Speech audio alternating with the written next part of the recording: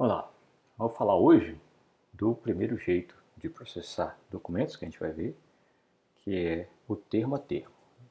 Eu vou falar de um método, termo a termo, que existe, que é o método de Percy, mas genericamente isso mostra a ideia por trás de todos os métodos termo a termo. Eu vou me ater mais a detalhes de algoritmos particulares para o documento a documento, mas vou explicar como é que funciona o processamento termo a termo para a gente discutir vantagens e desvantagens de cada método. Só colocar aqui em modo apresentação. Bom, vamos fazer a explicação do processamento de consultas termo a termo usando, sem perda de generalidade, o modelo vetorial. Mas você pode aplicar a mesma ideia para qualquer modelo aditivo, né? Aqueles modelos que você tem um score que você pode calcular para cada palavra da consulta. Então isso vale para o BM25, vale para o Language Model do Zay e do Laferte, que a gente viu, e vale para uma infinidade de modelos de RE. Essa propriedade de fazer adições durante o processamento de consulta a cada termo, né? Cada termo poder ter um impacto individual no resultado, é uma propriedade comum aos principais modelos de RI. Então vamos lá. Se eu vier com uma consulta AB e eu vou processar essa consulta termo a termo no modelo vetorial. A gente olhando esse desenho aqui do modelo vetorial e olhando nossas listas invertidas, a gente consegue entender a ideia de termo a termo. O que eu vou fazer? A consulta tem dois termos, o A e o B. Eu tenho lá meus vetores, eu quero calcular o cosseno do vetor da consulta com o vetor de cada um desses documentos. Aí, se você prestar atenção, primeira coisa, só tem número diferente de zero no vetor da consulta, como a gente já observou, nas dimensões onde eu tenho palavras. Então, num modelo dentro de uma base real, essa consulta aqui seria tipicamente milhões de zeros e um ou dois ou três números diferentes de zero, que é onde tem palavras. Então, para cada palavra da consulta, você vai percorrer a lista invertida da palavra e vai processar as entradas uma a uma, calculando o impacto delas. Nesse exemplo aqui, eu coloquei as listas invertidas em qualquer ordem, mas quando a gente vai fazer a implementação de um modelo termo a termo, a gente, em geral, coloca as entradas aqui ordenadas por frequência, da maior para menor. Então, primeiro vão vir os documentos de frequência maior para a palavra A, depois os de menor. Nesse exemplo aqui, o A já está bem ordenadinho. O A começou com 3, depois 2, depois 2. Então já está bem ordenadinho. Mas o B não está. O B tipicamente seria 2, depois 1. Bom, então vamos lá. Como é que eu vou processar a consulta? Eu vou pegar, saber que aqui ó, o A aparece no documento 1 com frequência 3. Vou processar essa entrada. Quando terminar, eu vou processar essa outra, depois essa outra. Quando terminar todas do A, aí eu vou processar as do B. Aí vem um conceito aqui que vai estar presente num BM25, num Language Model, num vetorial, que é o que a gente chama de similaridade parcial. Quando os modelos são aditivos, você pode ter esse conceito de similaridade parcial entre a consulta, o documento, dado um termo da consulta. Então, para cada termo da consulta, eu vou ter uma similaridade parcial e a similaridade final é a soma das similaridades parciais. Então, no modelo vetorial, o que é a similaridade parcial? É você pegar aqui, por exemplo, então no modelo vetorial eu vou calcular as parciais, ó, 0 vezes 0,28 mais, aí a segunda parcial, 1,38 vezes 0,69. Por que eu não vou para o terceiro aqui? Porque essa palavra não está na consulta. Então, para cada palavra da consulta tem uma similaridade parcial do D4 com a consulta. Isso vale para todos os outros. Então, quando eu processo essa primeira lista invertida, eu estou calculando só o produto da primeira coordenada para cada um deles. Se eu dividir isso aqui pela norma, eu tenho exatamente a similaridade parcial, né, a similaridade até o momento, de cada um dos documentos com a consulta. Então é a similaridade de cada um dos documentos com a consulta, olhando só para as entradas do A. Eu tenho que guardar essas similaridades parciais, e essa é uma desvantagem do processamento termo a termo, a gente vai ver que no outro a gente não precisa disso, eu tenho que guardar em acumuladores. Então, imagina, por exemplo, que esse A tem 1 milhão de entradas aqui. Eu vou ter que calcular essas similaridades parciais e guardar numa estrutura de dados. Normalmente um hashzinho de acumuladores, e teria 1 milhão de entradas por causa das 1 milhão de entradas do A. Aí quando eu termino de processar a lista invertida do A, eu vou para a lista invertida do B. Então vou mostrar aqui para vocês esse processamento. Ó. Peguei, processei a lista invertida do A. E isso me deu esses números aqui. Ó. Esses números eu tenho que guardar, são os acumuladores. Eu não preciso do D4 porque está com zero, só teria guardado isso diferente de zero. Né? Então eu teria que guardar esses 3 acumuladores aqui para saber qual é a similaridade parcial entre o D1 e a consulta, entre o D2 e a consulta e o D3 e a consulta, dado que eu já processei o A. Quando eu for processar a lista invertida do B, eu vou começar a calcular agora as entradas aqui, para o documento 1 e para o documento 4, vou calcular os novos valores e vou atualizar aqui. Então, para o documento 1, que deu um errinho aqui, não tem problema, para o documento 1 e para o documento 4. Alterei as similaridades. Como a consulta só tinha A e B, eu estou com as similaridades aqui parciais, quase todas calculadas certinho. Nesse meu exemplo aqui, eu não dividi as similaridades parciais pela norma. Poderia ter feito isso. Mas por que eu não dividi? Porque eu vou falar de um método, que é o método de Persim, que tem uma ideia para podar entradas das listas invertidas. Você não processar todas as entradas das listas invertidas enquanto está fazendo o processamento termo a termo. E o método de Persim, ele fez, o autor fez uma otimização que diz o seguinte: você vai calculando as similaridades parciais sem usar a norma e você vai descobrir que algumas entradas são inúteis para calcular o ranking final, mesmo antes de ter dividido pela norma aqui, mesmo antes de terminar de processar todas as listas. Então, tem essa otimização do Persim. A rigor, poderia estar calculando cada similaridade parcial, já dividindo pela norma aqui, e teria novos números, e também poderia fazer as podas similares à do método que a gente vai ver, de Persim, usando a norma. Só que o Persim sugere fazer sem dividir pela norma, porque ele consegue olhar para a frequência das palavras aqui e já fazer uma estimativa de poda. Mas no final das contas aqui, o que eu estava calculando nos acumuladores nesse meu exemplo é só esse produto interno aqui, e agora eu tenho que dividir para ter o resultado final cada documento, né, que está aqui no meu hash de acumuladores pela norma. Com essa otimização eu só dividi pela norma uma vez. Eu poderia ter dividido pela norma a cada termo. Né? Então eu poderia estar aqui, ó, quando fizesse esse cálculo aqui eu já dividiria pela norma do D1, pela norma do D2, pela norma do D3, para ter o valor de similaridade parcial completo. Né? Aí eu poderia dividir cada termo pela norma, mas como isso é uma soma e cada termo está dividindo pela norma, eu ponho a norma em evidência, né? E divido uma vez só pela norma. Então, no final, se a gente dividir pela norma, o D1 ia ter 108, o D2 149, 056 e 138, e aí você dividiria cada acumulador daqui por esses números e teria o ranking final. Aqui eu tenho a similaridade final dos documentos com a consulta. Uma curiosidade, eu não divido pela norma da consulta.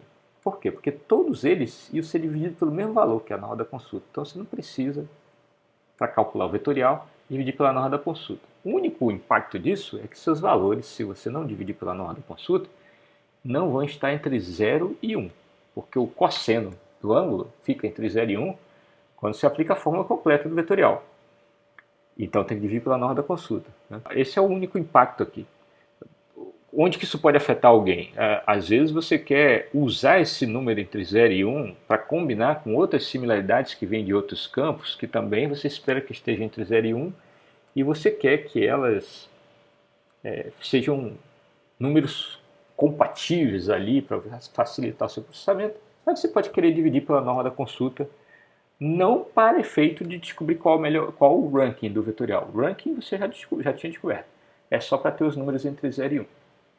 Mas normalmente a gente não divide pela norma da consulta. Aí vai aparecer que o vetorial não deu um número entre 0 e 1.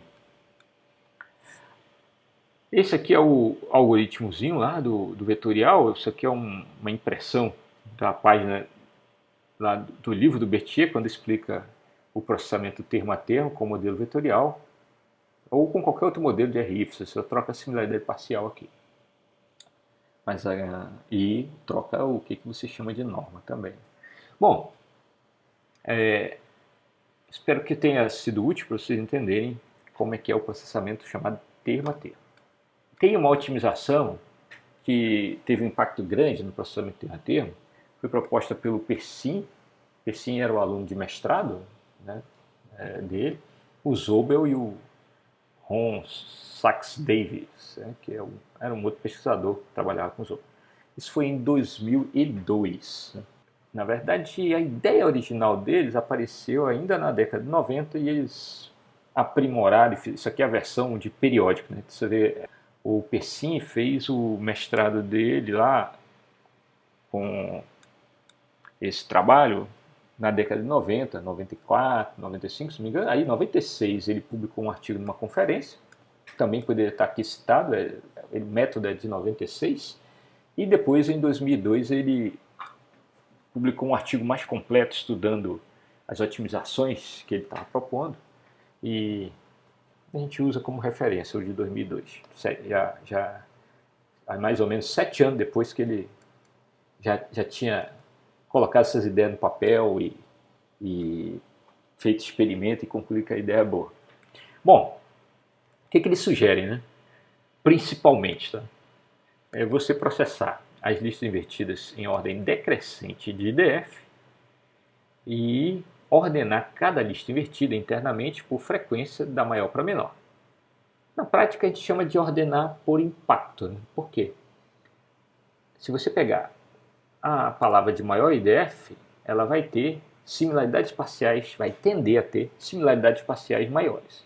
E se você pegar a palavra de maior IDF e pegar a entrada de maior frequência dela, com certeza vai ser a de maior impacto.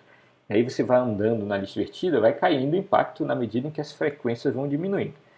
Aí você vai processar a próxima lista invertida, ela já começa com um impacto menor porque o IDF dela é menor, né? Então a gente vai decrescendo no IDF, e a primeira entrada você vai processar de maior frequência, depois vai diminuindo de novo.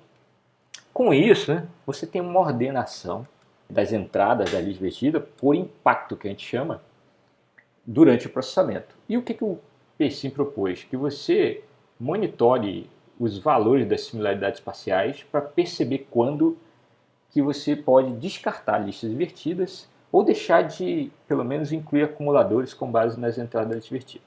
Então ele criou 2 limiares, limiar de inserção e adição. Aí, basicamente, limiar de inserção, para saber quando uma lista ou um pedaço da lista invertida pode ser descartado. Não interessa mais para o ranking, não faz diferença nenhuma continuar processando. E eu já volto lá, por exemplo, para explicar qual é a ideia por trás disso. E o limiar de adição é para saber quando um pedaço de uma lista não tem mais muita chance, na verdade vamos colocar aqui muita chance, porque tem chance, é um método heurístico aqui, tá? Ele não garante 100% de certeza de que o ranking não vai mudar, mas é quando não tem mais muita chance de introduzir novos documentos na resposta. Então, a ideia do Persin é o seguinte, você está calculando os acumuladores, processando as listas, vou voltar aqui, ó. Você começa a processar o de maior impacto aqui, frequência 3, aí ele vai dar uma continha, documento 1, 0,24, é um número grande. Quando você vai para esse, ó, já é um impacto menor. Se você continuar aqui e pegar frequências cada vez menores, o impacto vai diminuindo. O que acontece? Em geral, quando a gente está processando consulta, a gente só quer os top K resultados, que a gente diz, os 10 melhores resultados, os 20 melhores resultados. Por exemplo, quando você está fazendo busca, a título de exemplo aqui, no Jus Brasil, no site Jus Brasil, que é um site de busca jurídica.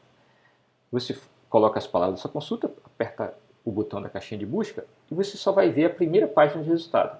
Então, nessa hora, quando você dispara a consulta para o processador, você pode, a interface lá da página web pode dizer, olha, processador de consulta, me dê os top 10 resultados. Por quê? Porque ele está querendo só mostrar os primeiros 10. Se o usuário clicar naquele doisinho e for para a segunda página, aí eu posso querer que o processador calcule mais 10 resultados. Posso não, vou querer mais 10 resultados. Aí eu posso dizer, processador, calcule os top 20 resultados, porque eu vou pegar os próximos. Esse é um jeito de pensar no processamento. Você também pode, acho mais complexo, né, seria pedir para o processador, me dê os 100 resultados logo, que aí eu vou paginar aqui na interface. Mas normalmente não faz isso não. Normalmente, cada vez que você submete uma consulta, para ver a primeira página de resultados, você submete a consulta com top 10, aí você submete de novo a consulta para ver mais 10, submete a consulta para top 20. Se você vai para a terceira, top 30 e assim vai. Por que os buscadores fazem isso? Porque, na grande maioria das vezes, as pessoas só olham a primeira página de resultados, já ficam satisfeitas e param por aí. Então, não precisa, na maioria das vezes, calcular além dos top 10. Vamos lá. Então eu tenho esses impactos. Você vai vendo que os impactos à medida que eu vou andando aqui vão diminuindo. Então o que acontece? Imagina que eu já tenho muitos aqui resultados e eles são todos números muito grandes.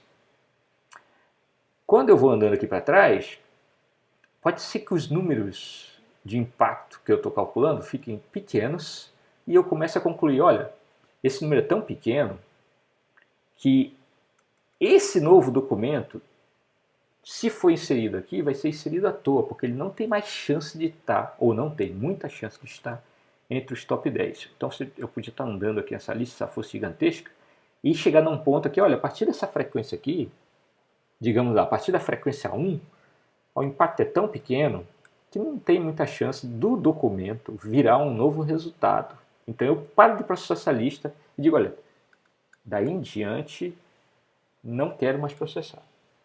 Isso seria uma ideia, só que quando eu estou processando a segunda lista, já na segunda lista, eu tenho duas situações na segunda lista. Eu posso ter, de novo, tá, se eu processar aqui decrescente em frequência, o que vai acontecer? Eu vou pegar a maior frequência, vou ver o impacto dela e vou perguntar, ela tem chance de o número que deu aqui é um número alto o suficiente para introduzir um novo documento nos acumuladores?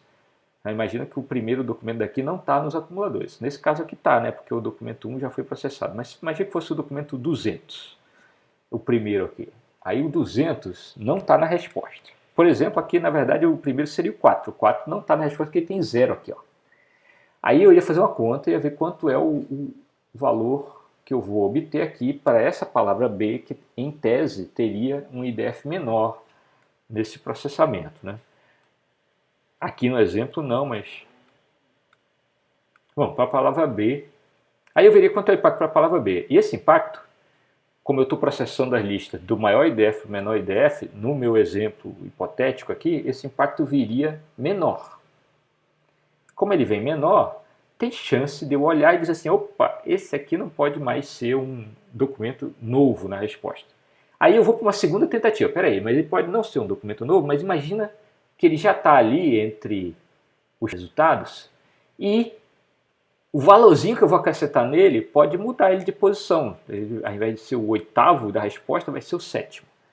Então esse é o limiar de adição. Então tem o limiar de inserção, eu vejo assim, ó, cada entrada nova aqui tem chance de introduzir um novo documento na resposta. Isso eu tenho um limiar para olhar. Daí passou desse limiar, eu vou perguntar, cada entrada nova tem chance de modificar o meu ranking atual? E aí, a partir da segunda palavra da consulta, eu uso esses dois limiares, porque para cada entrada eu vou verificar se ela tem chance de introduzir um resultado novo. Aí, se tiver, eu mando inserir a entrada nova aqui nos acumuladores. Se ela não tem chance de introduzir um resultado novo, eu passo a simplesmente só modificar o valor se já existir uma entrada para o documento aqui. Então eu verifico se ele já existe, se ele existir, aí sim eu calculo o peso e introduzo. Por último, suponha que eu cheguei num ponto que uma entrada daqui nem modifica os top resultados, nem tem chance de introduzir um resultado novo. Então, eu paro de processar a lista daí em diante. Por quê? Porque vai estar sendo processado em ordem decrescente. Como vai estar sendo processado em ordem decrescente, né? Aí eu posso parar naquele ponto, porque eu sei que daí em diante todo mundo vai ter impacto menor ou igual na lista invertida atual. Então, como é que funciona o PSIM? Ele vai pegar a palavra de maior IDF, no caso aqui de A e B, inclusive, para falar a verdade, ele começaria o processamento pelo B, que tem uma lista menor. Então ele começa processando quem tem maior IDF, que tem lista menor, vai processando, e se em algum ponto aqui durante a primeira lista ele já percebeu, opa, aqui não dá mais para inserir novos, ele para a primeira lista, ele para mesmo com o limiar de inserção. Por quê? Porque ele já inseriu todo mundo que tinha que inserir para essa lista. A partir da segunda lista que ele vai processar, que já é uma lista maior, ele vai olhar os dois limiares, inserção e adição. Para cada entrada ele vai ver se ela pode modificar os top resultados e vai ver se ela pode introduzir um acumulador novo. E vai tomar a decisão de continuar processando em função disso. Quando chegar num ponto na segunda lista que nem pode introduzir um resultado novo, nem pode alterar o resultado, ele para de processar e o resto da lista é jogado fora. Então esse é o processamento termo a termo. Ele tem essa vantagem, né, dessa lógica de ordenar as entradas por impacto, né, de permitir isso e permitir que você antecipe cortes na lista invertida, né, para processar só os inícios delas. Na verdade, quando tem uma consulta, por exemplo, segredo de justiça, tipicamente segredo deve ter um IDF maior, ele vai processar a lista invertida de segredo, provavelmente toda, ou talvez até um pedaço para, aí vai ter um primeiro resultado, que é que tem as similaridades parciais para segredo. Aí quando ele for para a segunda palavra, provavelmente é justiça, porque deve ser um pouco mais comum, na base, por exemplo, do Brasil, deve ser um pouco mais comum, aí ele vai processar e vai ficar olhando durante o processamento, né? Vai processar da frequência maior para a frequência menor e durante o processamento ele vai ficar checando o tempo todo. Opa, ainda tem chance de mudar o ranking? Quando não tiver mais chance, ele para e joga fora o resto. Às vezes, quando ele vai para a palavra D, que é uma stop word, que tem IDF baixíssimo, ele já olha a palavra D, opa, essa palavra aqui nem tem chance de fazer nada, não modifica mais nada, os impactos dela são muito baixos. Aí ele para. Como é que ele descobre isso? Se ele pegar a primeira entrada, que tem a frequência máxima da lista, né? Ela está ordenada decrescente por frequência, ele vai fazer a conta e vai ver, opa, essa primeira entrada já era. Se a primeira entrada já era, não faz mais diferença nenhuma no ranking, então toda a lista invertida do D não vai fazer. Eu estou falando o exemplo aí do D porque na prática, para muitas consultas, as stop words, que são as palavras muito comuns, né, da coleção, são descartadas mesmo pelo método de PSIM, se você implementar processamento termo a termo. A primeira vez que eu implementei um buscador para ser usado por muita gente, que era uma máquina de busca para a web brasileira, e eu usava processamento termo a termo, né? Eu implementei os códigos na década de 90 e eu já implementei com PSIM. Eu implementei a primeira versão do buscador em 99 e já usava o método PSIM, que eu já conhecia o método e eu percebia que as stop words eram, para muitas consultas, completamente descartadas, para outras não. E mesmo listas um pouquinho maiores, em geral, a gente podava parte significativa delas, porque quanto maior a lista invertida, menor o IDF. Né? Quanto mais comum é a palavra, menor o IDF. E a gente implementava vetorial nessa primeira máquina de busca, como ranking básico, né? A gente chama de ranking básico, primeiro o processo vetorial, depois coloca os outros penduricalhos para melhorar o ranking. E aí você fazia uma poda violenta com o método de PSIM. Qual a desvantagem de processar termo a termo? É justamente essa ordenação das entradas da lista invertida por frequência, porque você tem que gerenciar isso. Né? Então a sua lista invertida, na verdade, ela é compartimentada. Você tem lá a lista invertida da palavra segredo. Tem todas as entradas de frequência, por exemplo, 10. Digamos que a maior frequência de segredo em um documento é 10. Aí tem todas as entradas de frequência 10 Então você tem lá um número 10 e tem todos os documentos da frequência 10. Aí a gente ordena eles por ID para facilitar a compressão. Aí depois você tem um segundo blocão, que é todos de frequência 9, se tiver algum com frequência 9, aí você tem todos de frequência 9, você tem a frequência 9 e todos os documentos ordenados por ID. E você vai fazendo isso. Quando você insere um novo documento na coleção, por exemplo, você tem que mexer nessa estrutura. Você insere um novo documento na coleção e ele também vai participar dessa lista invertida da palavra segredo, né? Tem a palavra segredo nele, você vai ter que inserir, vai ter que contar. Segredo apareceu 8 vezes nele, então você vai ter que inserir nessa estrutura dentro do bloco que tem frequência 8. Então você tem que fazer essa administração de pontos de inserção dentro de uma lista invertida.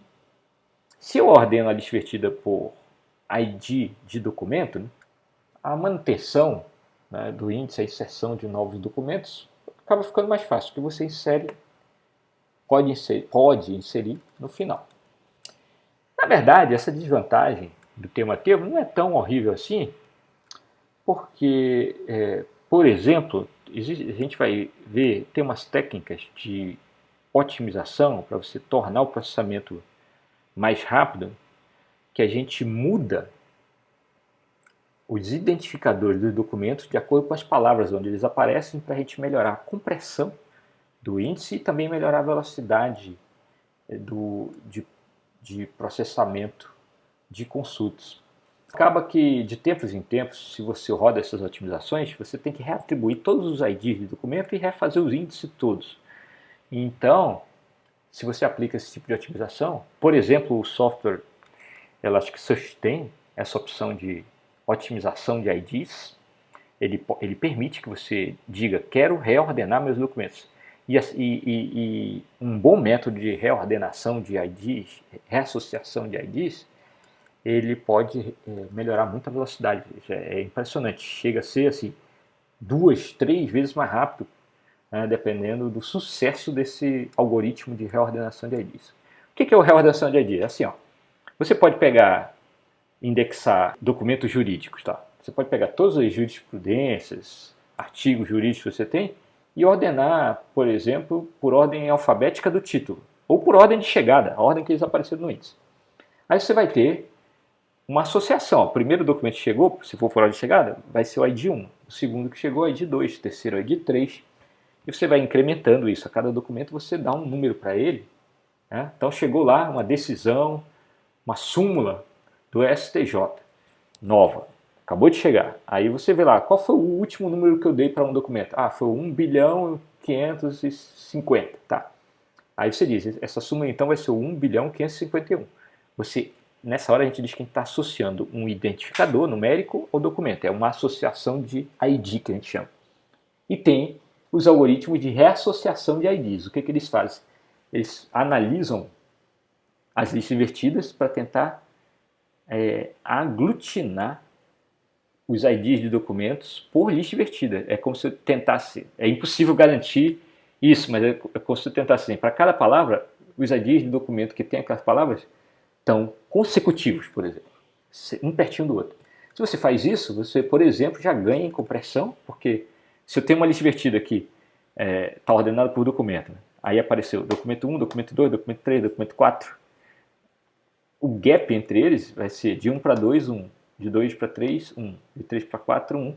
Aí vai ter números menores, já vai comprimir mais, né? essa lista invertida, por exemplo. Né? Mas tem outras vantagens em processamento, mais compressão, essa compressão aumentando é uma coisa curiosa. Né? Se você, nesse método de compressão que a gente viu, se você comprime mais, você acaba descomprimindo mais rápido, principalmente o método de Elias. Então você acelera a descompressão, por exemplo, com a reassociação de IDs, e você também vai ter ganhos nos mecanismos de poda, principalmente dos que a gente vai ver na próxima aula, que é o já do processamento documento a documento.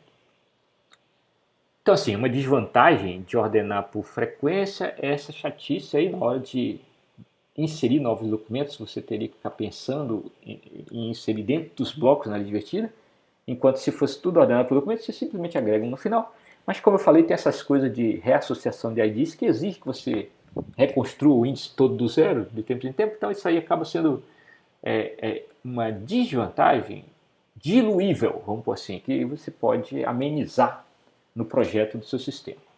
A decisão, então, final sobre processar termo a termo ou documento a documento fica em função de qual o melhor método de poda que existe hoje para cada um deles.